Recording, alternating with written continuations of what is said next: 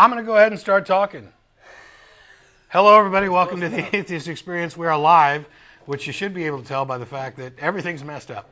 Hopefully you can hear me. We're messing around with microphones. We're having some audio problems. Welcome. I don't even know what the date is. It's July 29th, 2007. We are live, believe it or not. This is a 90-minute public access interactive show where we take the opportunity for atheists in the Austin community to answer questions and have discussions with people of all different faiths. We'll have dialogue and debate, discuss current events and issues. The audio portion of this programming, a program, assuming there actually is an audio portion, is available for download from the website, www.atheist-community.org.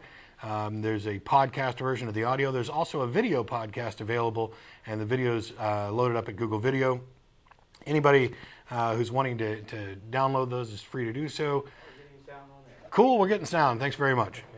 And we're sponsored by the Atheist Community of Austin, a nonprofit educational organization promoting positive atheism and the separation of church and state. I am, by the way, Matt Dillahunty, and this is Don Baker. Hey there, how's it going? Yeah, and I don't know for sure if they can hear you. We don't know if my mic's working, but we'll figure that out. We're going to double check that while I'm talking, so you can interject comments so that they can test. Yeah, you can try it out. And if nobody can hear you, then play God or something. We'll pass a microphone back and forth if we have to.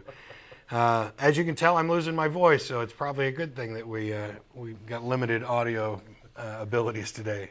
Welcome to live TV. We don't have to pass the mic. They can hear Don. They can hear me? Can you hear me now? Oh, no? I don't know. Okay. Anyway, we are sponsored by the ACA, and the ACA also sponsors a bi-weekly internet audio podcast called The Nonprofits. That's PROPHETS. And you can find out more at nonprofitsradio.com. We had a live show yesterday. We'll be live again on August 11th, I think. I'm guessing there because we don't have the information posted because everybody's working on the audio problems. Ooh, and look, there's another rectangle right there. I love it when the cursor's on the screen. Oh, there it goes. Woo! We're playing video games today. I love this. We're having fun. Usually, people make a lot of fun of public access because things tend to go wrong and it's all amateurish. And we've had our share of technical problems and we've been preempted a number of times for different shows and the Mormons preempt us twice a year. So it's always kind of amusing when something like this happens after a week where things actually worked. So the ACA has weekly meetings every Sunday at Ventana del Sol on East Old Torf, just a couple blocks east of I-35, every Sunday at 11 o'clock, except for the first Sunday of the month when we host a lecture series at the Austin History Center located at the corner of 9th and Guadalupe. The next lecture will be this coming Sunday, and I really forgot who's what. It's me. It's going to be Matt. I'm going to get up, and we're going to talk about a little bit about visions of hell. A lot of good artwork, religious artwork over the centuries, and discussing religious concepts in different cultures and the ideas of an afterlife and hell. In addition to the Sunday morning meetings and the lecture, we also have a happy hour every Thursday at the Dog and Duck Pub, located at the corner of 17th and Guadalupe.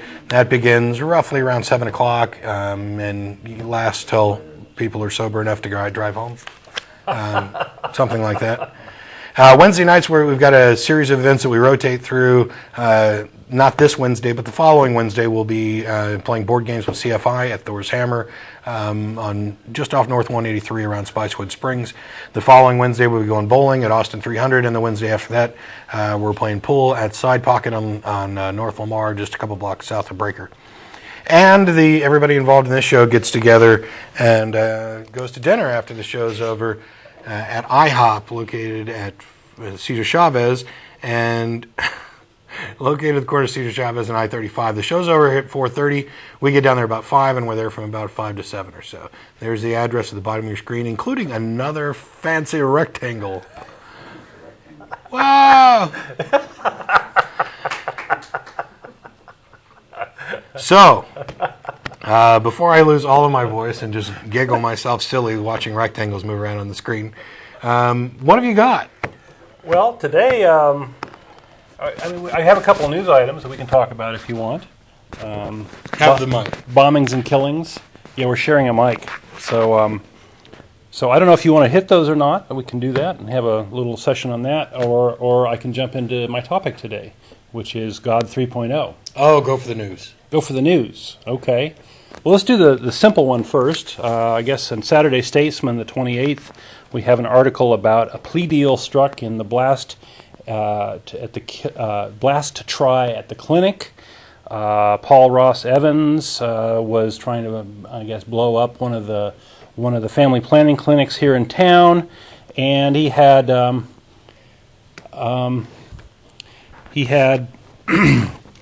let's see, he had attempted to make a bomb, and it didn't blow up, and they caught him, and bought all this stuff at Walmart, and it was fairly easy to track down. But at the time, it struck me, it's like, why would someone go and try to blow up a family planning clinic, right? What would somebody's motivations be? And then now we find out in this article he also had the names and addresses of a stem cell researcher, a rabbi, and a pornography production company, all in California. And those three guys walked into a bar. And those three guys, right? So it sort of begs the question of gee, what do these things have in common? Family planning clinics, stem cell research, Judaism, and pornography. What do those have in common? So anyway, it just struck me that it was just blatantly obvious that this guy had some sort of religious influence behind him, and the story is mostly about his mental health state and that he has a lack of inhibitions, but that doesn't account for what those inhibitions or uninhibited things they're doing, right? So it just strikes me as just a slam dunk that we have maybe a religious influence in this guy's life, and gosh, if they can afford to have all these churches in town to bring in believers, why can't they also take the responsibility for the loose cannons they create? And so I think that this guy's investigation, the damages, any damages, and his incarceration should all be paid for by the churches he attended. That's my take on it, because it's high time that these folks be responsible. So anyway, that's all I wanted to say on that. But we had another bit of sad news. Do you want to talk about this, so I'm not rambling? Well, I'm not completely sure that I'd say that maybe every church he's ever attended should pay. But I think there's something important to look at when you talk about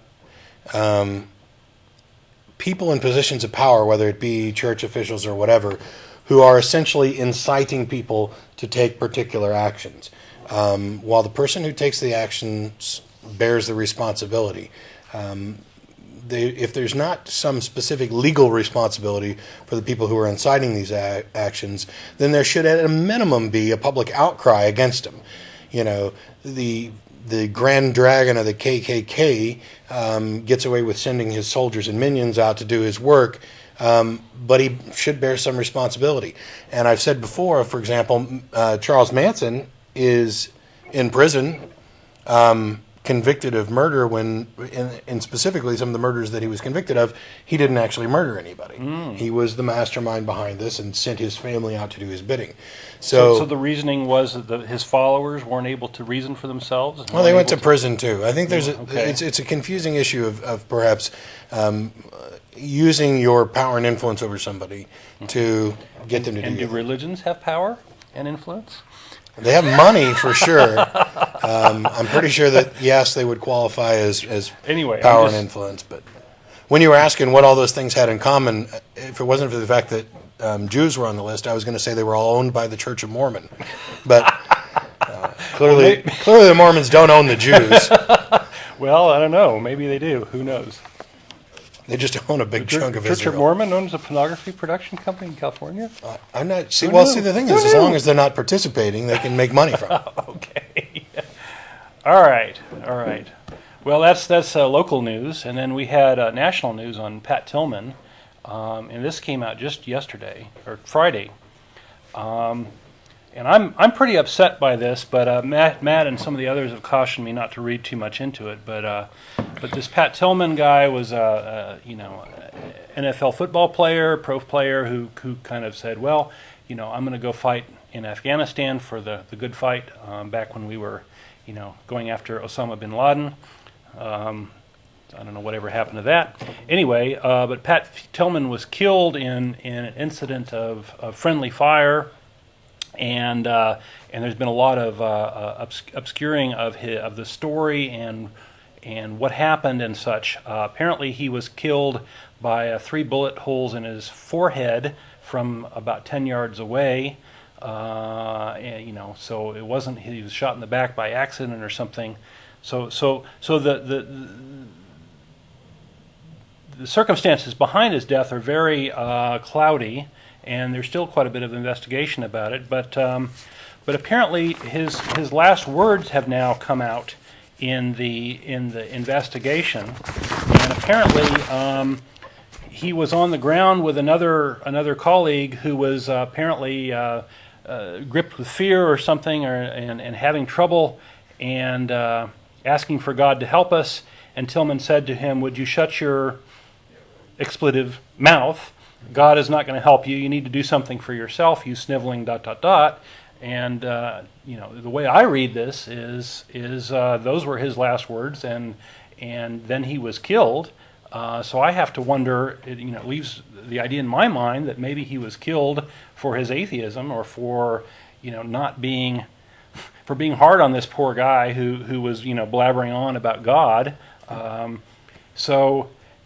Anyway, so it looks to me like he was killed because he was an atheist by his colleagues there, his fellow troops. So that's how I read this, if you put all the pieces together. But maybe not. We don't know the circumstances. And in fairness, I don't read anywhere near that much into it. Okay. The guy was definitely killed by friendly fire. They have yet to demonstrate that it was intentional, although it might have been. But you need to demonstrate that first it was intentional, and then you can go from there to he was killed because he was an atheist, which may have been the case. I don't know. I'm not going to say either way. To me, the important thing about this is that there was, in fact, an atheist in a foxhole, and he was the only one who had his head screwed on straight when the bullets started flying. His buddy next to him is sniveling on the ground, praying to God to help him. And this shows how religion pollutes the mind and makes people ill-prepared to face reality and deal with things. And Tillman was able to keep his head and try and say, hey, look, stop your sniveling. God's not going to help you. You need to pick up your rifle and help the rest of us before we get killed. And those being his dying words, also I'm happy that nobody can turn around and make a claim that Tillman made some last-minute plea for Jesus because he got shot. So I think the things to take out of this story, regardless of whether or not we actually find out what in fact happened, whether or not it was intentional and what the reasons for it were, if it was intentional, is that we had somebody who was a rational, fine representation of what atheism is in a foxhole during a critical time. Serving his country. Yep. Trying to do good in the world, right next to a guy who, when the bullets started flying, might as well have peed himself and prayed to God to come save him. Now, I'm not belittling the dangers of being in a combat area.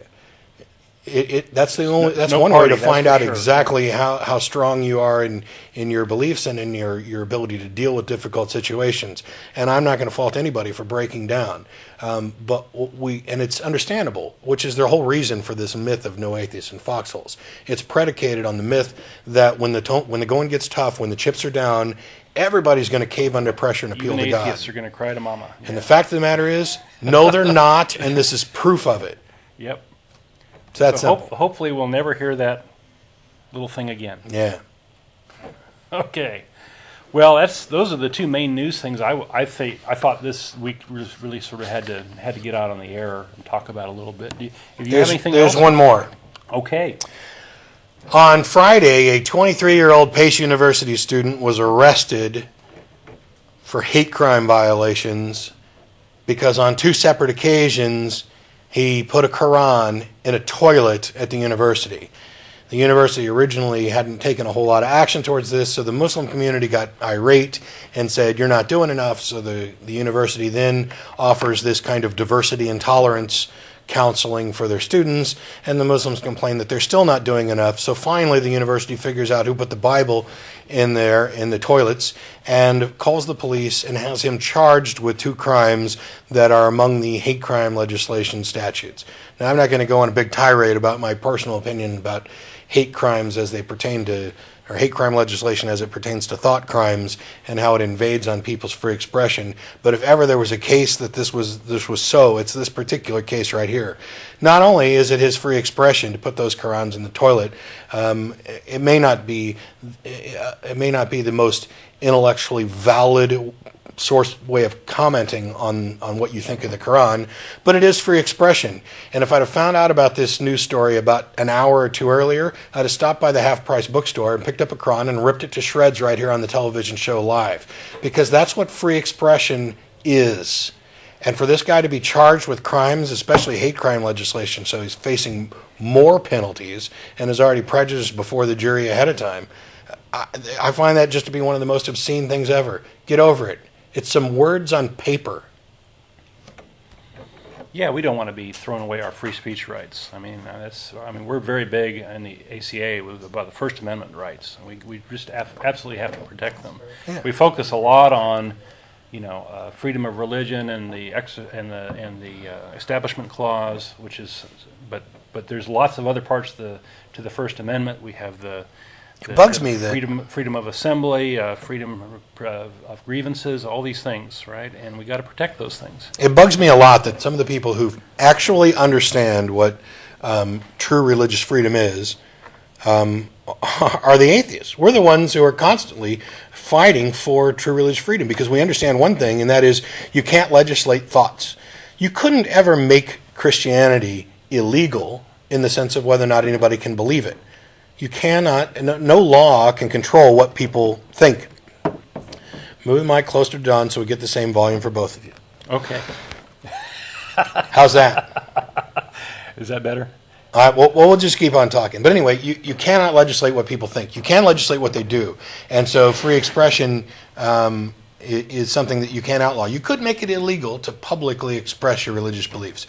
But nobody's really trying to do that. If anything, what we're trying to do is say that there should be more tolerance with regard to what people can say with regard to their beliefs. Because right now we live in a country where not only do 80 to 90% of the people believe in a God, but 70 to 80 some odd percent of them believe in one particular God. And as a majority, they now have the numbers to be able to legislate whatever they want. And it is true religious freedom is preventing them from preventing others from exercising their religious freedoms. So I have no idea if the person who threw the Qurans into the toilet was a Christian or an atheist or what. We had a discussion earlier. I actually hope he's a Christian, not because I have no problem with him putting the Quran in there, but at least when it comes time to him to fight for his legal rights, there's some deep pockets that should be able to back him up. Well, there's that, and then there's the Christians dislike this hate crimes law because it gives protections to gays that they don't think they should have. Yeah. So they'd like to get those laws out off the books. Christians would. Anyway, conservative Christians. So actually, whoops. I was going to say we're going to take a call real quick before you get any topic because somebody. That's okay. We lost that caller. So why don't you go ahead with your topic? As well. Okay. Well, that topic, of course, leads into my topic a little bit. I want to talk a little bit about Islam. A couple of shows ago, I talked about mental health and religion, and I proposed the idea that religion is software that we have in our brains, and you can deal with it as software. And software has versions, right? It has different instances of it, and later versions just tend to improve things. They have different packaging. Different versions have different packaging, different marketing, different features. We have Windows Vista versus Windows NT and all these things, and you just got to have the latest thing, right? And God certainly has versions, and this is sort of a source of disagreement, I think, among a lot of believers. We have Judaism, which could be rightly called God 1.0 or Yahweh, Christianity, which could be called God 2.0, and Islam, which could be called God 3.0 or Allah. So the commonalities is yes, all of people who believe these three religions all worship the same God. And they all worship a God for whom there's no evidence. So they have these things in common. They all like killing and stealing from those who worship the other versions of the God. And if you all just upgraded to the same version, all these problems would go away, all these religious strife and such. So, and they all like to persecute infidels, especially atheists, because we don't buy into any of that. So today I want to give lots of reasons why those subscribing to God 2.0 or Christianity should upgrade to God 3.0 or Islam. Right? We want to encourage folks to get the latest version. You know what we need? We need one of those Mac PC commercials Yeah, with all three of them. All three of them, right. That would be interesting. We could do a little satire on that. So reasons that people should upgrade, well, they have a better theology. Islam has a better theology. It does a better job of suppressing science, which is certainly one of the things Christianity's tried to do. It has better control over people's sexuality, which is certainly one of the things that Christians are trying to do. And it has a better organization of society. So those are the things I wanted to talk about today. Maybe I can hit one or two of them, and we'll take some calls, and we'll come back. How about that, Matt? All right. So I'll rant for a little bit, and then you guys can call in. We'll queue up the calls.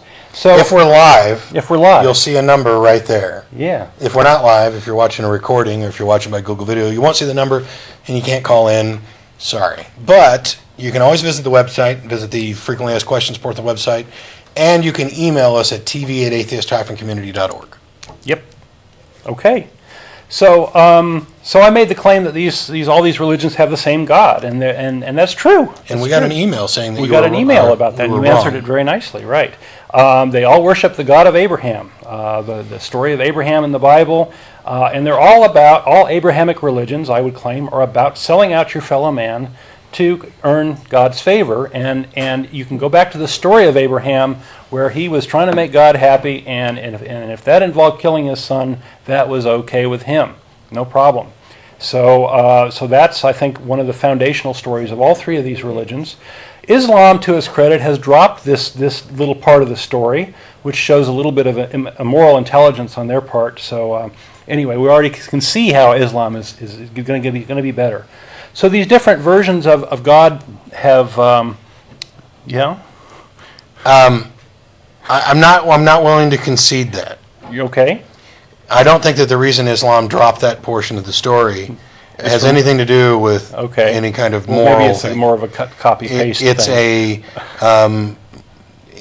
Abraham and the Jews were descended through Isaac, and the Muslims were descended through Ishmael, Isaac's other son, so they want to disregard that branch. Right. So it's The not any kind of, sent off we don't want to include child sacrifice in our book. It wasn't anything like that. Okay. You don't get off that easy. Okay. All right. Well, I'm glad for the clarification.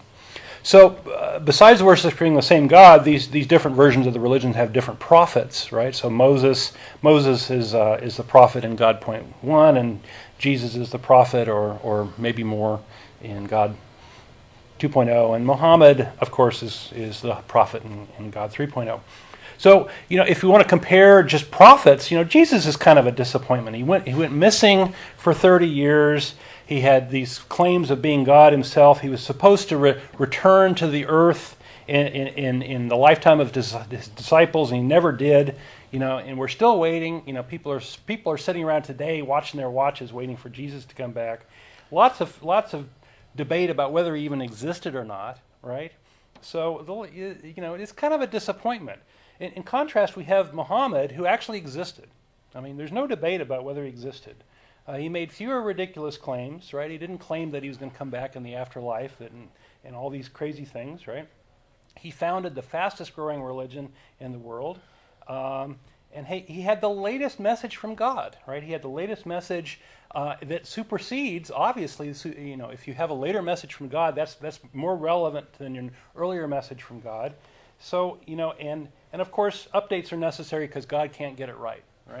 Yeah. Right? He can't get it right. So the latest one is definitely the one you should go with. So Christians are just sort of incomplete Muslims, right? They need to convert. They need to accept Muhammad into their heart, and it's probably okay for Muslims to persecute Christians for not accepting God's truth, because that's what the Christians have done to the Jews, and even Jesus will say that you should do what you want others to do to you, right?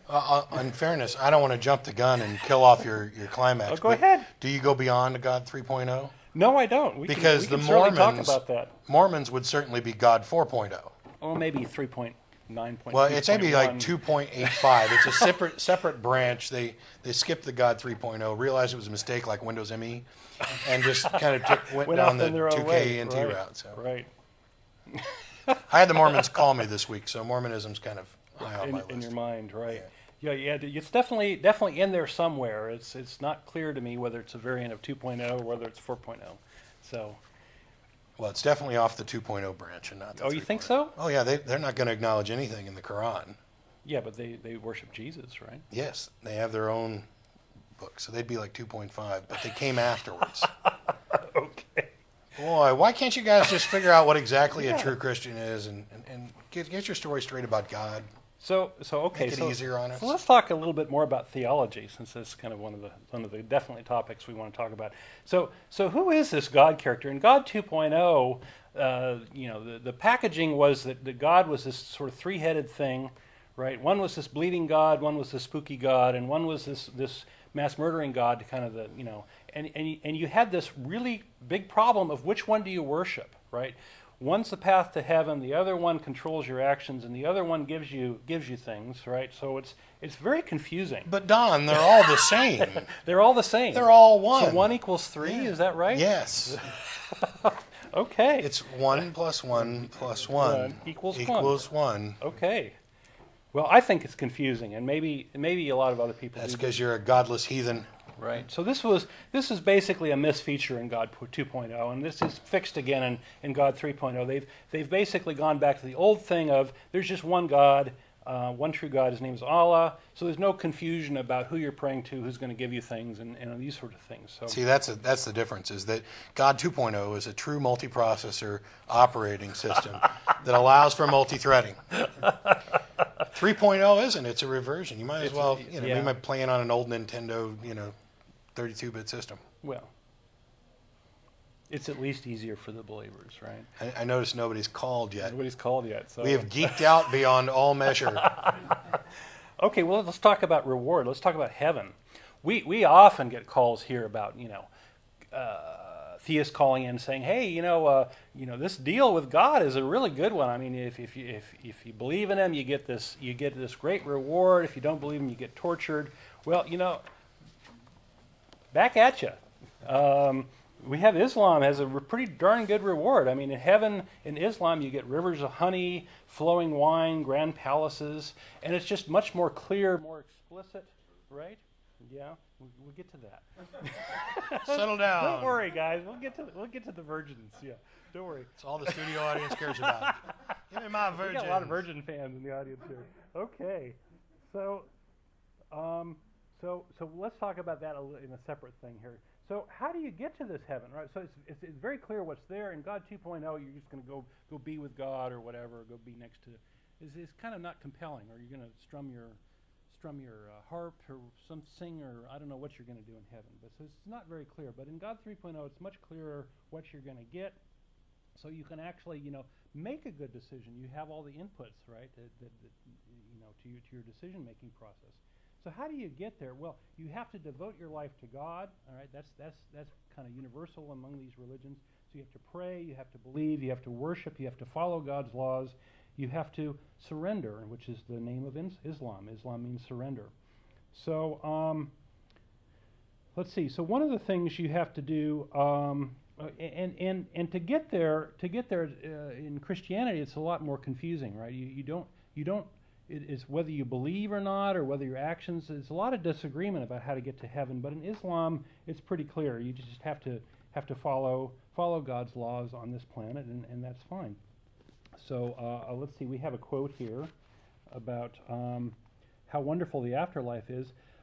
Nobody who dies and finds good from Allah in the hereafter would wish to come back to this world, even if he were given the whole world and whatever is in it, except the martyr, who upon seeing the superiority of martyrdom would like to come back to the world and get killed again in the cause of Allah.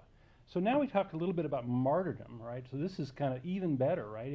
If you are not only holy and you follow the Quran and God's laws, and if you die for Islam, if you die in the striving for God, then you're rewarded even more. You get, among other things, 72 black-eyed virgins, right? And the black-eyed is sort of a testament to the beauty of these virgins, and how stunning their eyes are, right? And apparently they're regenerating, right? Because if you're going to be there forever and ever, and they're going to be virgins forever and ever, then I guess, I don't know. For those of you into the other thing, there's serving boys too that you get as part of that deal. But unfortunately for people here on this earth, if you're single on this earth and you don't have a wife, there's no outlet for you to get sex. So basically the best way for you to get sex, if you're a single male on this planet and you worship Islam, is to kill yourself for God and to go into the next life. So at least one thing I've read says that, hey, this is a great way to get sex. A little bit different than getting babes, going to the Catholic schools or whatever and finding, but everybody's got their thing. So Muslims have no fear of death because their faith in Islam is so strong that they just want to follow God in all cases, and for some reason this scares the believers in God 2.0. For some reason this is very frightening that people would have no fear of death. I mean, it seems to me that if you really believed that you'd not fear death at all. So let's talk about that's theology. Did you want to add anything more about Islamic theology? Nope. Okay. I'm not that much of an expert on Islamic Well, theology. I'm not either. So I'm sure I'll have callers call in and say, hey, Oddly enough, I seem to be more of an expert on Christian theology than most Christians. Yeah. Oh, the irony of I get being an atheist, people writing me saying stuff, and I'm like, okay, but what about this? Okay, but what about that? And this idea that the Bible is God's perfect word without contradiction, and yet there's a million contradictions in it. Well, all right, that's a slight exaggeration, but there's tons even within just the resurrection stories. You were talking about how to get to heaven. Yeah. And while different Christian denominations can argue amongst themselves and fuss and feud over what the actual pathway is, seems to me, and I've made this case before, that if you're actually a Christian, and that is that you believe in that Jesus existed, that he was the Son of God, and that the words in the Bible are accurate representations of what he wants you to do, then there's one and only answer, and that is you keep the commandments, sell all your belongings, give it to the poor. Because somebody actually asked Jesus how they got to heaven. That was his answer. It was nothing about believe in me, nothing about, let me enter your heart or being baptized or anything like that. Jesus gave the guy a straight up answer. Follow the commandments, sell your stuff, give it to the poor. I actually had a debate about this very topic with a theist. It's on our bulletin board if you want to go hunt it down on our website. And his answer was, well, no, that isn't strictly required. And after a lot of hemming and hawing, I finally found out the reason why is because God can do anything. So if you're rich and God really likes you, if you're Pat Robertson or if you're Jerry Falwell, you're going to go to heaven, even if you're rich. Because God can do anything, even violate his own. I guess. Anyway, it just makes so much sense to me. Okay. So another feature of these different versions of God is the suppression of science. And in God 1.0, this was not a big feature, but in God 2.0, they made a good go at it, right? So it's a big feature, but it's not quite complete. So in the suppression of science, in the Dark Ages, we had pretty much all thought beyond religion squashed down, and that worked pretty well for a while. But then the Renaissance happened, and it all fell apart. So one of the things especially they tried to suppress was the study of medicine and our understanding of the human body, because they thought they discovered that there'd be no souls there, and then they'd lose their business. But it turns out that even despite that, people still believe in this stuff. So and now, nobody knows why. And nobody knows why. I mean, we talked about it yesterday just a little bit. Soul, but this idea, I mean, this idea that you would think we saw in the Renaissance and these philosophical movements that promoted materialism and rationalism, and the idea that you can have an understanding of the universe that is more consistent with reality, more likely, more true than false.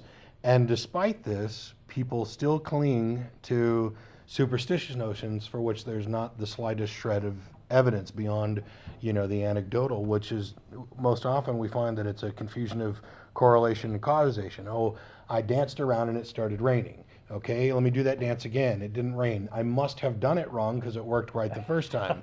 So I'll tweak my dance a little bit and it starts raining. Okay, now I've fine-tuned it. And eventually you get this really complex system of, you have to do the dance this way with this timing at this proper thing, and it becomes this hugely complex superstitious ritual. And then on the rare occasions it doesn't work, when you've got big religions like Christianity, the excuse is, well, there's also this transcendent, omnipotent being who controls whether or not your dance is going to work. And even though you did it all right and it worked that way before, he just didn't feel like making it rain today.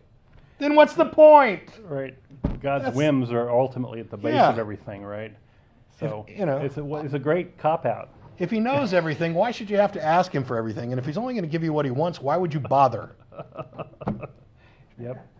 So back to the soul thing, I think that the soul thing is part of the reason behind the ban on stem cell research, right? The religious prohibitions on stem cell research is if and especially cloning, right? If we were doing human cloning, right, we would be confronted with all of these soul questions, right? I mean, we really sort of have that question right now in the fact that, we have identical twins with the same DNA and they were conceived by the same sperm and egg, right? They have the same soul as far as religion is concerned. Well, right? if the soul enters at conception, then they have the same soul right up to the point where they split. And then all of a sudden, they've either got half a soul each, right, or God decided to add a whole nother soul. Right. And they can't answer these questions. I mean, these questions, it's the same problem of if you open the human body and you don't find a soul, people are going to not believe it anymore. Well, maybe they shouldn't. Anyway. Yeah. So suppression of medicine. medicine. If you open the box and it's empty, maybe you should stop believing there was a cat in there. Right. So we have this, the suppression of medicine. We have the cosmology, right? We have Christianity stomping out Galileo. That's a pretty famous story. Hopefully everybody in the audience is aware of that. And more recently, we have the suppression of evolution. We have the creationist movement, the ID movement, and Christians have spent tons and tons of money on this creationist museum and this Discovery Institute and stuff. But for all the money they've spent, they haven't succeeded in suppressing science. And that's clearly the goal right here, right? So, but in God 3.0, suppression of science is nearly complete, right? Islam is now considered a scientific desert, right? So they've succeeded. Yes, Arabia was the center for science in the world for a few years, but Islam successfully snuffed that out. Which is a shame. You know how much religion has set us back? Oh, years and years. Starting with the Pythagoreans, whose superstitious views on religion had them have all of their mathematics kept secret, because they discovered that the square root of 2 was an irrational number, and this was too dangerous for the public to learn about. So we lose out on all their mathematical knowledge, and it's centuries and centuries later that we have to make up. Then you've got the Library of Alexandria. Oh, well, there's Archimedes too. Yeah. The suppression of integral calculus was invented like 2,000 years ago, and it was all lost because they decided to use the paper it was written on for a prayer book. Yep. And then the Library of Alexandria is completely destroyed. This wonderful, Hypatia, beautiful, intelligent Hypatia, who was the librarian there, and who was brilliant, and there were all these volumes of books, is killed, and the library is burned down by a guy who gets to be a saint. Yeah. A saint. Yeah. Are you kidding me? The best and Set us back another 1,000 or so years, and now as you move up and we start making ground, then you get into what's going on now, where you've got the Arabic world, who, by the way, when you write numbers, most of you who are watching the show and those that appear right up there, those are Arabic numbers. Yeah, I mean, zero was an Arabic invention. Yeah, brilliant. Brilliant. You know how much quicker we could have been at the moon? You know how much quicker we could have solved a lot of problems? If we're let's say 50 to 100 years out from a cure for cancer, then cancer could have been cured almost 1,000 years ago. Now, I realize that's a little bit of speculation about progress, but religion has set us back in all of those areas repeatedly. It's like, whoa, you guys can't get that far out there. We're not ready to catch up to you. We have to keep reducing ourselves to the least common denominator. Don't explain your reality, so we have to suppress it. That's kind of the thinking, I think. So back to Islam. Islam, despite its advanced state at one time, unfortunately in the 1700s, a puritanical form of Islam took root and decided that any knowledge acquired after the first 300 years of Islam's existence is an anathema, right? So they want to be in the Dark Ages, right? And they've succeeded, I think. And that all knowledge can be found in the Quran, all the knowledge that's worth learning. Male children are sent to madrasas to learn the Quran and very little else. So that's how they maintain their suppression of science. And the female children are go off and learn how to be heads of households or run the household, I guess. So such a thing, the suppression of science would be the envy of any Christian leader who would want schools to have their holy book taught in schools. I mean, this is something to emulate, something to jump. I'm reminded of this Bible camp show, right? Remember Pastor Becky in the Bible camp? Jesus camp, right? Where her idea was, well, we have to indoctrinate these Christian children in to keep up with those Islamic children, right? We have to. They're so in camps and they're giving them guns and grenades. So we want to do, Yeah. Oh. Yeah. So if you can't beat them, maybe you should join them. So and for those Christians who adore creationism, you don't have to get that up if you go to Islam. Apparently, there's a new strain of creationism that's coming into Islam. There's an Islamic creationist who's sending out books. That basically the gist of the book, they're very, very nice books apparently. Beautiful, high dollar value books, and they're being given away. Wonderful stuff. Apparently the theme of these books is, well, if the universe was created last Tuesday, all of this science must be wrong because it violates this obvious thing, or whenever the universe was created. So let's take some calls. Sure. And we'll hit some other topics in a bit. We got, I think it's Greg. Can you hear us, Greg? Yeah. How you doing? I'm doing well. How are you guys today? All right. Not bad. I was kind of humored by your software versions of religions, and I was raised, of course, in a very fundamentalist, middle Bible Belt type of stuff. But the fact of the matter is, y'all brought up the Mormons, but the Baptists, the Jehovah's Witnesses, Church of Christ, these guys are even later than those guys. I mean, before 1850s or so, Baptists didn't even exist. Yeah, I don't remember the exact date, but oddly enough, one of my ancestors formed the very first church that became the Southern Baptist Convention. Exactly. I don't hold any responsibility for what he did, but he did it. Yeah. Well, they were well-intentioned, but nevertheless. Yeah, and you can make a history. It's almost like an evolutionary process where there's different schisms in the church because they hit some issue that they can't agree upon, right? Some wedge issue, and they say, well, they fight about it for a while, and then they decide, well, we're going to go our separate ways, or one part dies out, or one part kills the other part, or whatever. And we see this going on even today in the Episcopalian Church. We see this big fight over gay rights issues, right, or ordination of gays, or whatever, right? And they're really at fisticuffs about this, and they're going to, at some point, I think, have a schism, and there'll be two different churches. And we've seen that already in the Baptist churches in our lifetimes. I think in a sense they take pride in it. It makes them controversial, so that they have their own little. Well, they're edge. taking a stand, right? They're identifying themselves. They're taking a stand, and there's some merit to that. Yeah. Although I wouldn't want to say that each of these are like, God 2.2 or 2.3. Really, it's more like they're taking God 2.0 and tweak UI and adjusting the settings in the desktop and how quick the pop-ups are and things like that. Yeah. Well, whether or not you're also looking wanted at to exploring this comment viewer details view. Go on ahead. the Christianity thing. If you go back and really look at it, I think that the probably the Catholic Church has perpetrated the biggest flam that was ever put on mankind, because the Catholic monks were the ones that originally translated the Bible from the Greek and from the Roman and all the scrolls and the scriptures and stuff. So, well, there was a time when the Catholic priests and such were really the only ones who were able to read. Right. And so pretty much they had a control over what everybody else learned. And that's a lot of power. Exactly. That's a lot of power. Do you think? I don't think it's an accident that we have this Christ deity that we have now.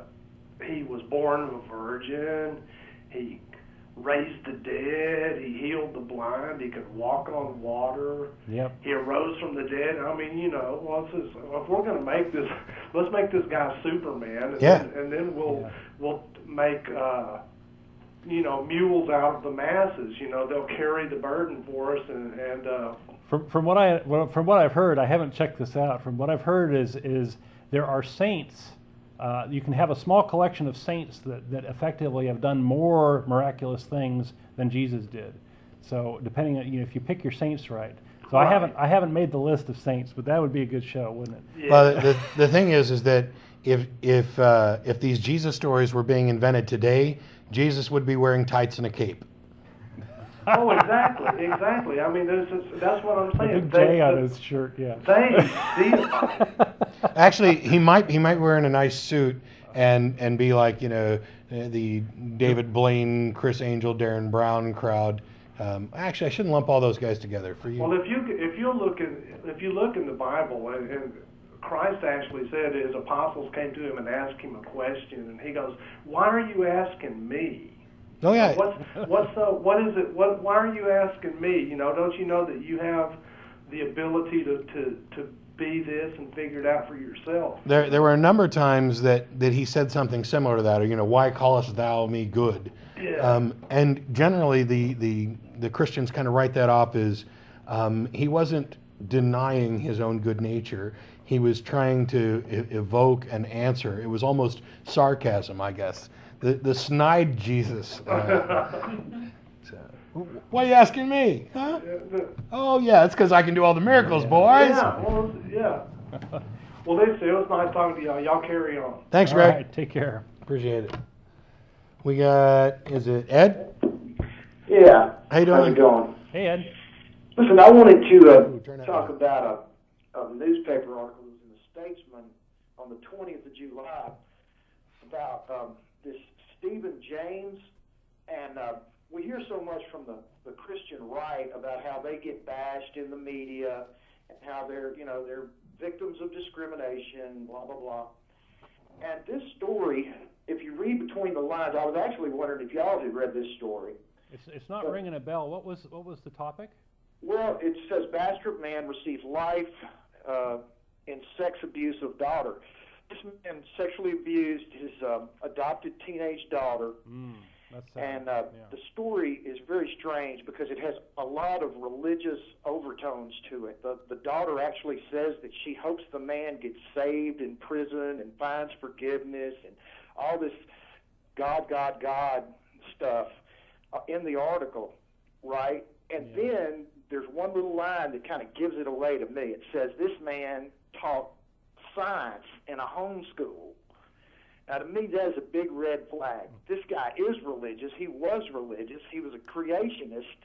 And I'm not trying to club all the homeschoolers together, but the fact that this abused girl is so religious and says all these religious things, and then she was abused by this man who turns out to teach science at home, to me, that reeks. And my point is, the article goes out of its way to obscure the fact that this man was a Christian.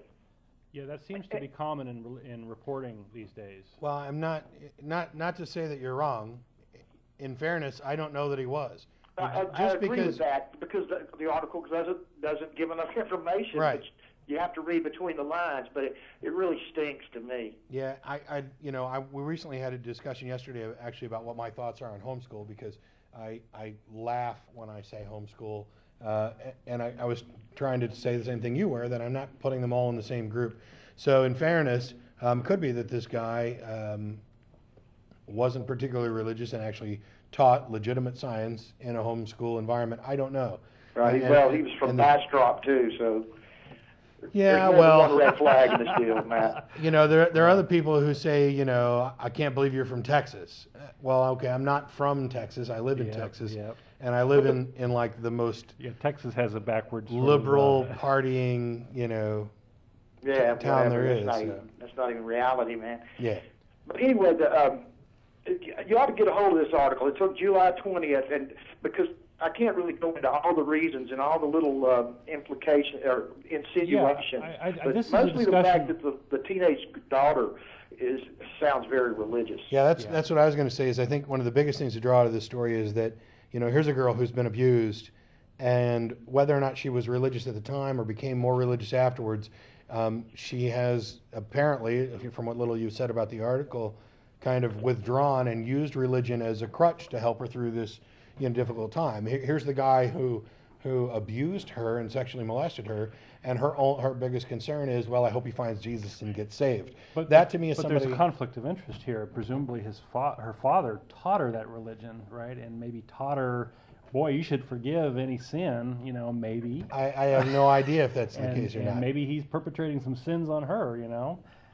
Well, So- he so sexually it is- abused her according it to the is courts. Suspicious. I agree. Yeah, It's Mike, suspicious. my thing about this is that it's a good demonstration of how religion doesn't help you prepare to deal with reality properly. And I'm not saying that this little girl, should be ranting and screaming and calling for this guy to be castrated.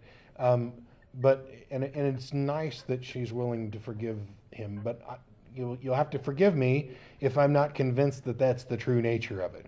I think this is more of a let me hide my true feelings and project this strength and loving, caring thing.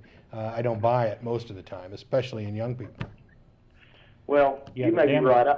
I was raised around a lot of fundamentalist Christianity. I myself, I'm a believer. I got to come out of the closet here, Matt, and say this is the agnostic, objective, subjective, spiritual seeking guy. Cool. But yeah, you were a little hard on me last week, by the way. But Well, I think I was a little fair on you, but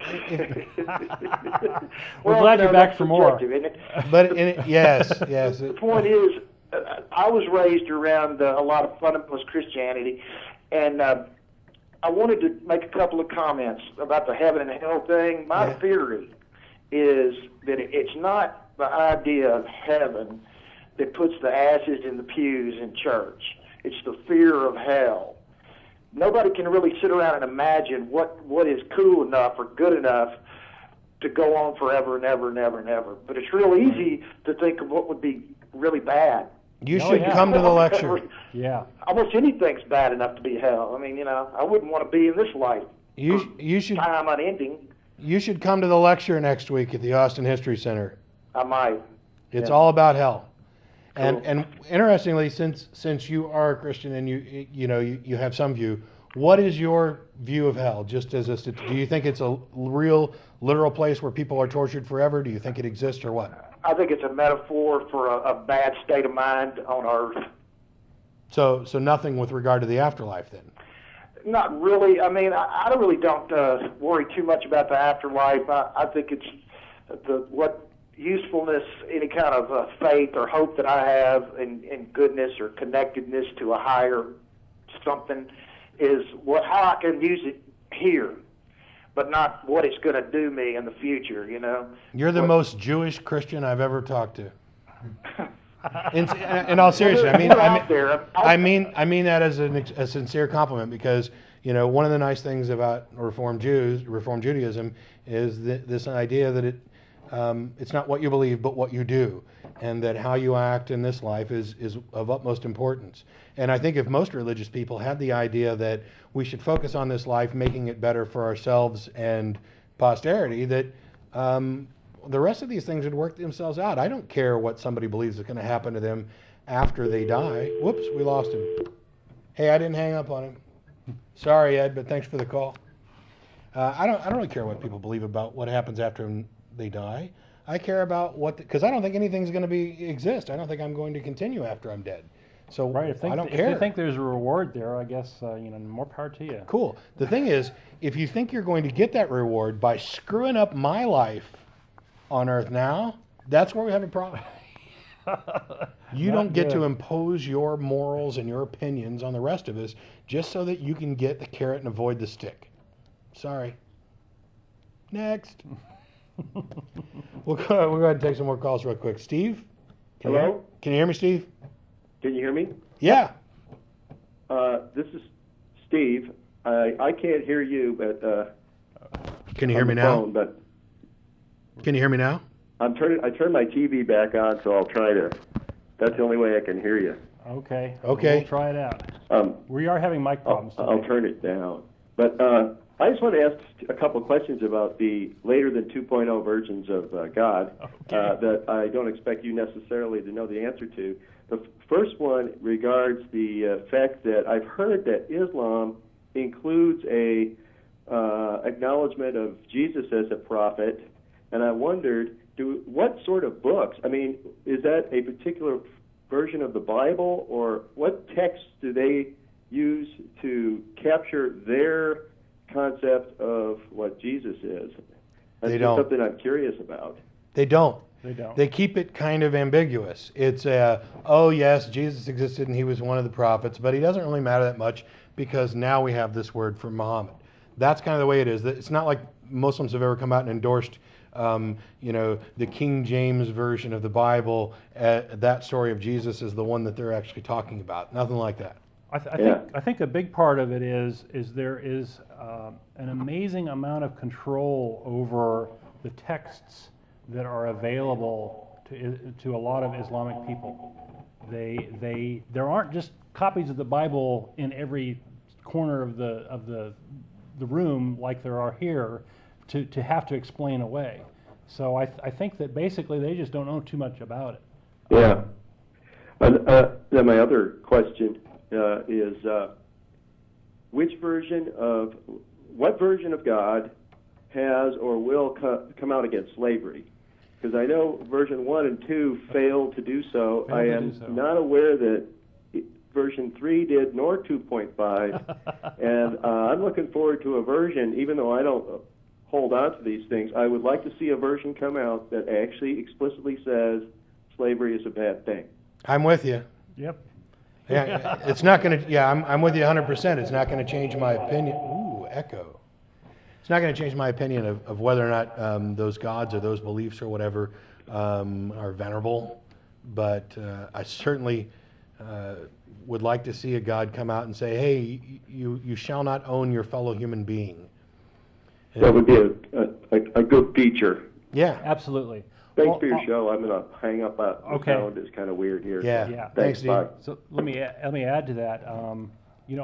All three of these religions have pretty much ancient texts that they're based on, right? And so you have this problem that you either throw it away or you don't throw it away, right? You either say, well, we have the integrity from day one, and by God, we're going to keep this text and deal with it. And so you end up with 1 foot in the distant past, and that's where the slavery comes from, right? The slavery issue in the Bible and such.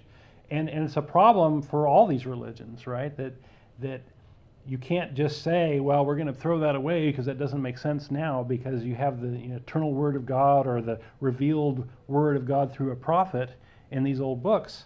And if it's morally wrong today, then by gosh, your religion's morally wrong, and you should wake up and figure that out. Yeah, it's one of the problems we see a lot when we talk to Christian callers and people who write in about Christianity. And I've heard, like Kent Hovind, for example, I've heard him say many times he believes the Bible cover to cover, and he even believes the cover because it has his name on it. And that it's true and inerrant and everything else, which means that he believes that you should stone unruly children. Take them to the edge of town and stone them to death, and yet nobody does that. Now, the most common objection that we get from Christians is, well, that's the Old Testament. Sorry, that doesn't fly. You don't get to disregard the majority of your holy book as irrelevant just because you say so. Well, if Leviticus something and was Deuteronomy moral, are there to persecute the homosexuals, right? That's the only purpose of it. yeah, if you want to make this claim about absolute morality and with God as the definer of what is moral and what's not moral, then if once upon a time it was morally correct to stone your unruly children, then it must still be the case. If once upon a time it was morally correct to own slaves, then it must still be the case. And the fact that you're willing to dismiss that just makes you a hypocrite. You just pick and choose what parts you happen to like out of the book, which is, don't get me wrong, I'm happy that you're a hypocrite. Because while I think a lot of you have some incredibly immoral beliefs, I'm glad that you've ejected some of the more immoral beliefs, that you're not advocating slavery, that you're not, subjugating women. Cool, you're starting to come around. Now just take the last couple steps. Let go of the rest of the baggage. Yeah, it does you no good. You come off as just absurd and immoral. I mean, yesterday I went off on a rant about Sylvia Brown on the show because she's evil. The woman is evil. She's preying on weak people, pretending to speak to angels and dead people. Psychic afterlife psychic? The person who claims to be a psychic. Yeah. I don't think I'm allowed to go so far as to actually say she's a fraud, but I think I can say that I suspect that she's a fraud and that she's never sufficiently demonstrated she can do anything Well, James other Randi's than gone make after her. stuff up. Right? James Randi's gone after Yeah. her. Right? Yeah, and she agreed to be tested, and it's been however many thousands of days now that she hasn't bothered to show up because, well, she, as far as I'm concerned, it sounds like a scam to me. But the same thing is true for religion. I had the Mormon kid who called me this past week. The second question he asked me, the first one after we got the initial introduction out of the way, was irrelevant. But when he found out that I was an atheist and somebody who spoke out against religion, his first response to that was, why would you want to destroy something that brings happiness to people? And my response was, that's your best argument for why religion is a good thing, is because it makes some people happy? I mean, some people get happy from torturing others. Some people are happy when they're drunk. Some people are happy when they're on drugs. Yeah. Well, those are all temporary highs, temporary happiness, he says. And I said, so you're telling me you're in a constant state of bliss? You don't ever feel normal? You don't ever feel depressed? Well, yeah, I do. Then fine, then your religion's just as temporary. But if your best argument is, we should allow people to do this because it makes them happy, then leave me alone. Stop calling me about whether or not I enjoyed your Book of Mormon, because I'm enjoying my own happiness. If happiness is your kick, great. Stop making everybody else miserable by telling them how happy you are. Or shoving your religion down their throats. Right. So we got more calls. You want to take some more? If you got a point you need to get to, we got like 25 minutes left. Well, it's the usual thing. I brought too much stuff. I have, control of sex. That's always a fun topic, right? We have the organization of society, the laws, Sharia laws, suicide bombers. They hate our freedoms. So if any of those tickle your fancy, I can hit them, and then we can go back. Well, sex always tickles my fancy. I like to keep the show entertaining. So let's. You gonna do a call or two, and let's take a couple calls, and then we'll let you close out with the sex thing, and maybe take some more calls towards the end. So we got Phil. Yeah, I got. Can you hear us? Yeah. Cool. Well, I'm actually listening to you with the TV. This mic thing's a different sort. Okay. As long as I don't get feedback, I guess that's cool. So the reason I called in today was I was listening to Air America this morning. They were talking about Reverend Moon. And apparently they had a guest on who was a Moonie apparently a couple of years back, and he was a Moonie for a couple of years. And I didn't realize the extent and the danger this guy is. Can you, Isn't it the New York Post that he owns? That's right. New York, I just thought it was the Washington Post. But in any case, he owns the Washington Post. I have all his money. I know that they did like a little deal for him in Congress where they put him on a throne at some point. But that was pretty goofy. One of the things I didn't realize was apparently, according to this gentleman that was on Air America, he said that they got basically swear their allegiance to him. They have a picture if they're not in his presence. You have a picture where you like an altar. Is this guy passing himself off as a prophet? And another thing he does apparently is not only do you swear allegiance to Reverend Moon, but you got to swear your allegiance to defend South Korea. Now, what's that all about? Yeah, I'm not too knowledgeable about the Moonies. I mean, it's mostly bits and pieces. Now, Russell Glasser did a whole episode on the Moonies. And it's on Google Video. And it's on Google Video. So you might want to look through our archives. It was less than a year ago, maybe 6-8 months ago. I might just do that. So is the Moonies basically an offshoot of Christianity, or is there like a whole new deal? I think it borrows a lot from Christianity, and I think that It seems more closely tied to me to like Eastern religions, but it seems to glom onto and grab. It's kind of like Scientology in a way, where the Scientology folks will say, "Oh, it doesn't matter what religion you are. You can be a Christian and a Scientologist, and you can be a Muslim and a Scientologist," which turns out to be a crock. Well, the other thing I gathered from this radio program was that Reverend Moon advocates of doing away with democracy and going with theocracies.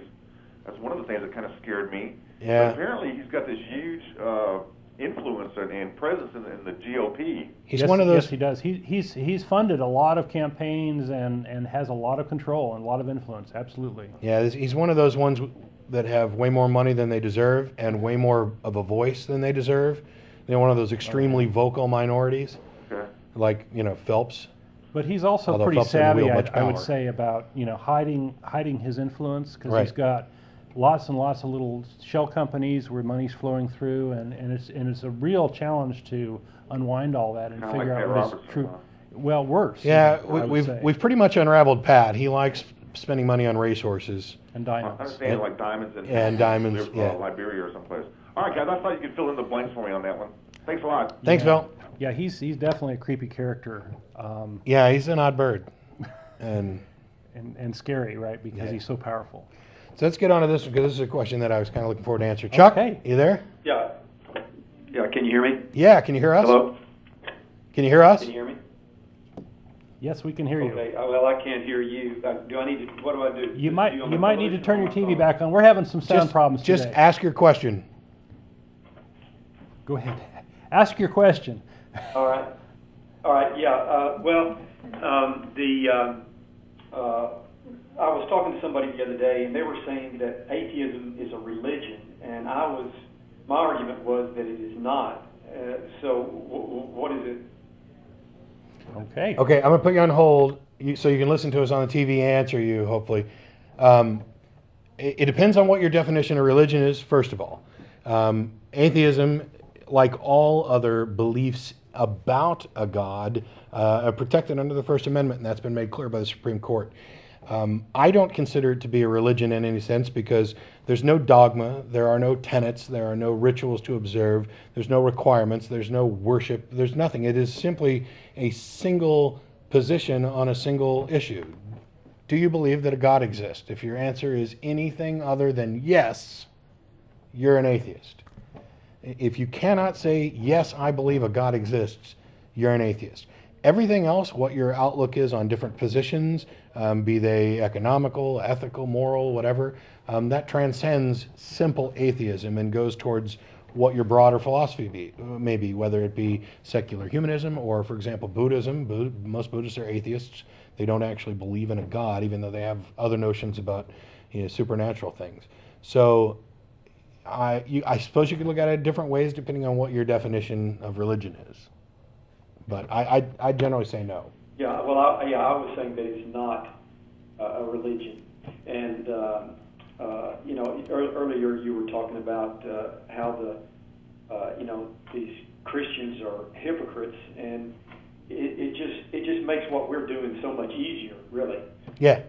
I mean, they're so easy to challenge. One of my arguments has always been, why would God save all these? You always hear about all these dopers and people who have been living in sins, in their sins for their whole life, and right to the brink of death, and all of a sudden God saves them.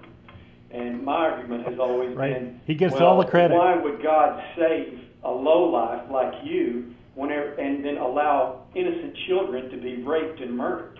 And that their mouth just drops, because they have no, they don't know what to say about that. And another thing that I haven't heard y'all comment on is the Catholic Church is paying $600 and something million Yeah. to in an attempt to make their homosexuality disappear, and then they're holding themselves up as the moral authority, for the world. I mean, that is hypocrisy with capital letters. Yeah, although it's not really. I mean, I realize that a lot of the pederast situations that go on are homosexual in nature, but they're not all that way. What they're really doing is hiding the fact that they have priests who are sexually abusing little kids, and they're paying to make it go away, and they're getting off really, really, really cheap. Oh, it sounds like a lot, $600 million, but it turns out that there's like 50 or so plaintiffs in the case, so the money's going to get spread around, and I kid you not, you won't believe this if you don't already know it, part of that money is being paid by their insurance company. Evidently, they managed to get insurance to protect them from lawsuits for sexually abusing children. I'm dumbfounded, which means that this is money that's going to be coming out of your pocket as long as you're with the same insurance company. Right, yeah, I didn't know that, yeah. And another argument that the Christians keep trying to get themselves their foot in the door in government. And I always bring up the blue laws. If you remember the blue laws. Yeah, we did a show about them. Oh, you already have. Yeah, whenever you could, you could go to the hardware store, you could buy a hammer, but not a nail. Right. So they're. It was very goofy. What? It was very goofy. Oh yeah, it was crazy. I mean, the stores had to rope off aisles, so that. Because necessary things could be bought, but unnecessary. Yeah, the rules were pretty goofy as far as what could be bought and what not. Yeah, well, whenever they made the law to keep the church and state separate, that whoever came up with that was a brilliant person. Whoever came up with it, because that is the whole reason why people came to this country in the first place, was to get away from religious persecution. Yeah, it seems that most of the problems, genius of the founders, absolutely. Most of the problems that we have are when the state decides to go sticking their nose in with regard to religious issues. Don and I were talking about it earlier. You have, as a matter of law, if you're married in one state, all other states have to recognize this as a legal marriage, which means that the first state that allows homosexuals to marry, now everywhere homosexuals are married. They just went over here and got married, but they're still married legally in every other state. And that's the way that works. Part of it was the founders wanted to keep the power in the hands of the state. But you reach a point where if you're going to make something national, if you're going to say every state has to acknowledge and treat as the same a marriage from another state, then you might as well stop allowing states to make their own rules on marriage and just come up with your national rule on marriage. And that becomes the rule across the board. Right. And I think that the best solution is to kind of go with a let's keep our nose out of it approach. Whereas the only time you make a law to specifically limit a freedom or deny some right is when it is essential to do so, when it's in the best interest of all of society. I mean, there's absolutely no good reason. For example, take abortion laws. Why have them? If you don't like abortions, don't have one. But there's no reason that just because you feel that it's personally immoral for you to have one, that you then need to make it dangerous and criminal for other people to do so. So you get into kind of fine line situations like that, where I think the solution's way easier than a lot of people want to admit. And it comes down to this idea that your freedom ends where mine begins. And it shouldn't be that hard to draw lines as long as we look at it like that. Yeah. Well, you guys are doing a great job. We got to stick together and recruit as many people as possible, because we definitely have to keep the church as far away from the state as possible. Amen. Because these Christians will take us out and stone us on the edge of town if they get the chance. I certainly hope that's not true, but we'll work against it. Thanks a lot for the call, Chuck. Yeah, appreciate it. And I would add to that. I think that most religions should want that, right? Yeah. I think that I have this phrase that the state religion won't be your religion. Proper religious freedom protects everybody. Right. As a reminder, everybody, we're going to the show. We're going to IHOP after the show. The show's off here in about 15 minutes, and we'll be at IHOP from 5 to 7. As with all of our events, you don't have to be a member to attend. Any atheist or atheist-friendly person is welcome to join us, but if you're coming down to preach, proselytize, or provoke, please don't. The phone number's up. Even if we don't get to your call today, you can also email tv@atheist-community.org, and we'll get back to you as soon as possible. Maybe. We'll We can't try. promise to answer every email, but We'll try. We're getting a lot of emails, Yeah. a lot of them from all over the world, which is cool. I know. I'm enjoying the fact. We got 15 minutes. Let me hit a little bit more. Go ahead and hit Just a your little bit sex more. thing. Well, Oh, I all right. Skip it. let me touch on it briefly. Don is so anti-sex. Well, anyway. It's an interesting topic. I enjoy talking about it. So we got God 1.0, 2.0, and 3.0, and you're going to tell us how they affect what? There's this control of sex issue, right? So in God 1.0, we have adultery laws, we have multiple wives, divorce is prohibited. No, divorce is allowed. Wives, Divorce is allowed. It is? Yes. Okay. All right. Wives is property. It's also prohibited. Okay. I'll pull up verses for you later if you want. Okay. What? All right. Sorry. Well, in God 2.0, in Christianity, we have this redefinition of traditional marriage to monogamous, one man, one woman, focus on large families, focus on not allowing abortion, focus on making money from persecution of homosexuals. So, but in reality, Christianity doesn't have much control over human sexuality, right? People are still out doing stuff. We have gays in this country, and we have Fred Phelps raising a stink because we got gays running around, and this country protects gays, and that's how horrible. What we come to learn is that we need the gays because we found out from Katrina that gays have a magical protective shield that prevents hurricanes from destroying their area of the city because the French Quarter was mostly preserved. And if the gays were everywhere, the city would have been spared. Right. And then we have this other thing where you have people who are in drought situations who are desperately praying for rain and not getting it. And yet up in the UK, they've been having this series of floods. And the pastors have said that this is God flooding them because they have too many gays. And so I'm thinking if we just spread the gays around all over in the right proportions, we could get a nice good climate system out of this and maybe curtail global warming. Okay. Gays good. are the secret to long life. Yeah. And they're apparently very good at Kurdu and a lot of these funny languages, right? Oh, yes, So- the translator Who who got knew? kicked out. Who knew? Okay. So, Christian Reconstructionists would love to have us go back to the Bible and institute the stoning as penalty for law breaking and adultery and these sorts of things. And gosh, God 3.0 has that. They have strong control over sexuality via the persecution of women. And there's some interesting quotes here. This is from Fatima Mernissi, herself born in a harem. She's a Moroccan sociologist who's written the book Beyond the Veil.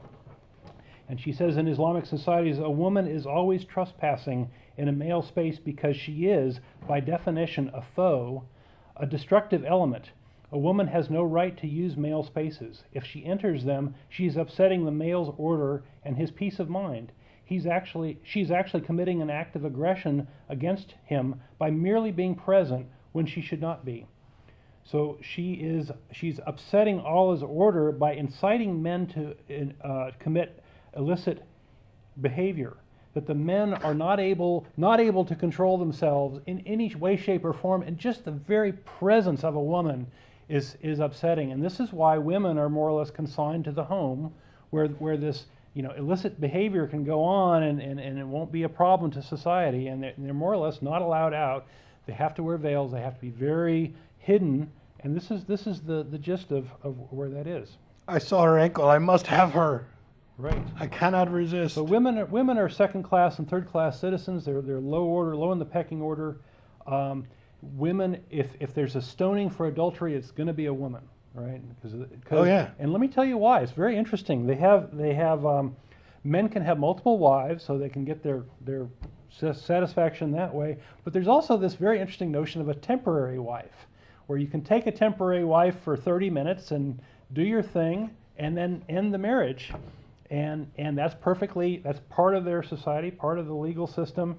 And you can And have where- any number where of can we temporary, go to do that? Yeah, you can have any number of temporary wives you want. And this is the Islamic solution to promiscuity, and it's a great solution. It seems to work great. They've stamped out all promiscuity this way, right? And if you're a young, sexually frustrated man, you can go off and kill yourself and kill Hey, some there's even infidels along with you. There's an easier solution. Yep. Don't call it promiscuity. Right. Who cares? So as far as You're just control gonna of make a sex, loophole. Islam has it figured out, I think. So let's go out with I calls. have news for you. A loophole is a lie. Okay. I could do a little short thing on suicide bombings if you want, because there's a lot of fuss made about suicide bombings. Well, go ahead. We got Okay. like 9 minutes and Okay. some change. 8 Yeah, minutes. I'll do this. Okay. A lot has been made about suicide bombings, right? Islam in American culture, when you think of Islam, you think of suicide bombers. I mean, that's sort of how the news portrays Islam, and just in Iraq alone, we have lots and lots of suicide bombers, and you have to. But if you think about it a little bit at a deeper level, you realize that yes, we have about 3,000 U.S. troops killed, and a lot of them maimed and injured, and it's not a good thing. So it's a bad thing. And if you even add to that the number of people killed in the Trade Center and Pentagon attacks, right, another roughly 3,000 people. If you compare that with the number of Iraqis that have been killed by the U.S. forces, which is like somewhere on the order of 500,000 people, and then millions more displaced, and everybody's saying that the U.S. is a Christian nation, including the Christians, and including all the folks over there think that we're a Christian nation. By gosh, it looks like the Christians are killing the Iraqis, or killing the Islamics, or Muslims, in a ratio about 10-1. So which is better here? If you look back in history at the Crusades, we have lots and lots of Christian killing was targeted at Muslims and Jews as well. And by far the Christians won out. They killed a lot of them. And so just if you want to say, well, who's killing who in bigger numbers? Well, God 3.0 is killing fewer people. So maybe it's a better thing. Maybe we need God 3.0. Let's go out with calls. Let's, we're going to go ahead and take some more calls real quick. We've got like 6 minutes left. So don't feel bad if I try and rush you or just take a question and move on. So, Hello. Is Hello. this Shag? Can you hear me? Yes. Yes. Too well, but keep going. Okay. Can you hear me okay? Yes. Okay. Yeah, I was about to say that, I think the Muslims, I think they might have something right. I know that I'm not supporting the religion per se, but I think that the reason why they might have so much, the reason why they trying to get out of this life a lot of times, they have multiple wives, and then every now and then they'll blow themselves up, is maybe because they recognize that, marriage is such a disaster that, in order to escape their nagging wives, Yeah. the only thing they can do is to, blow themselves up, or, or... I don't you know. can make a marriage Multiple joke there, but wives, it's but- generally the single guys that are the suicide bombers. It's I will generally say single that males. I will say that virgins are usually less naggy Yeah, than yeah, the wives. So exactly. maybe having 72 virgins is Yeah. a way of avoiding being nagged all the time. Right, Gosh, that'd be my after 500,000 years, I would think that even 72 virgins would kind of get a little Well, tiresome. it's hard to please 72 virgins, but at the same, well, actually, it'd be easier than somebody. Speak for yourself. Well, I mean, 72 virgins. I mean, I don't know. It's hard to imagine that you'd be able to find that many in heaven when you can't find this many on this planet. But anyway, the point is that the question that I had for you and everything like that was, be serious at all, is that it seems as if the atheist experience, I kind of liken it to, the professional skeptics, if you will. I don't know if you've heard of Michael Shermer and skeptical. Oh, absolutely. Okay. Yeah, we well, run in to those me- circles too. Right. To me, there's a healthy form of skepticism, which basically is skepticism predicated upon, okay, I don't see any evidence, and so therefore I'm not going to believe it. However, the unhealthy skepticism, in my view, is at least when there is evidence presented in a scientific manner, what have you, and you maintain your position despite that evidence, it would seem that that's more along the lines of unhealthy skepticism. Absolutely. Sure, Yeah, but we agree with that 100%. It depends kind of on what you're going to count as evidence and how much of it there is. I mean, obviously, anecdotal and testimonial evidence is not quite a as justification for believing anything. Right, I understand that. However, And it needs to be proportional to what the claim is. I mean, you know, if you tell me you got a new pet dog, I don't need much evidence. Matter of fact, I don't need anything other than your word to at least tentatively believe you. But if you say you got a new pet dragon, I need quite a bit more evidence. You might want to go check that out, yeah. Well, what I was going to do is I was going to try to bring up scientific evidence, at least in terms of reincarnation. I'm not sure what both of y'all. Sure, and if you have any and it's sufficient, you can get $1 million. Okay, well, I guess it would determine as to what you would classify as sufficient, but, you know, which is obviously very tentative, I suppose. I mean, you need a lot, I take it. Yeah, I would probably need quite a bit because it's an extraordinary claim. Basically, it boils down to you're claiming that, by the way, we can see all of that on the screen, whoever's doing that. Yeah. You're making a claim that some part of you actually exists after you're dead. Right, your spirit, right. Yeah, well, so you can't just, I mean, you need some evidence that a spirit actually exists. Right. Well, I mean, have you looked into, let's say, I think the BBC did a program a while back ago called The Boy Who Lived Before, and various other people have come on Coast to Coast and talked about how their children remembered certain key events in their previous lives that they would ordinarily never have knowledge of. In other words, there was one child who remembers being a World War II pilot, and he was shot over. He remembers what battle it was. He remembers. Let's correct that real quick. The child claims to remember this. Okay. Or okay, at least. But, I mean, how would you chalk that up as to, say, a false memory, or that he made it all up? First of all, a lot of these has already been proven as false memories that have been brought up during hypnosis. That you have this suggestive capability. False memory syndrome. And false memory syndrome. Okay, but he wasn't hypnotized, and there's other kids that haven't been hypnotized, but they. Hang on. I haven't seen the one you're looking about. I wrote it down. I'll look it up. But what you're talking about is anecdotal evidence. You're talking about testimonial evidence.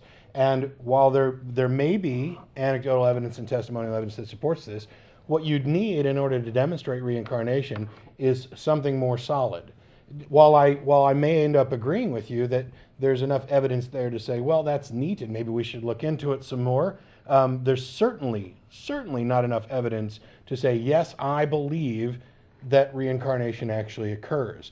Because belief is a state of mind of being convinced that a proposition is true. Not that it's possible, not that it might almost be plausible, but that it is actually true. That's what belief is. Right. And I haven't seen, now there may exist enough evidence to convince me, but I certainly haven't seen enough. So I'll look into that documentary. We're almost out of time. I got to let you go. Please call back again next time if you want, or you can email tv@atheist-community.org, and we can talk about it offline if you want to, especially if you've got documentary type evidence of stuff. Thanks a lot to everybody for tuning in. For those of you who we didn't get to, just stay on line. I'll take you after we go off the air real quick, and you can always call back in again next week. We'll be at IHOP in 30 minutes. See you next week. Okay. Thank you to our callers, and thanks to the crew that makes this show happen. I got the last word in. Yeah. Hey, Jay, are you there? You there? Hello?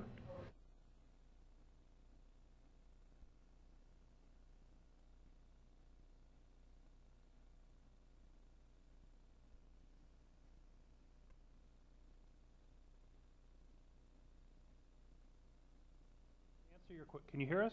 Oh, they had you use the TV to hear you before, so we're not probably going out. Oh, dumber. Okay. Yeah. Nobody can hear.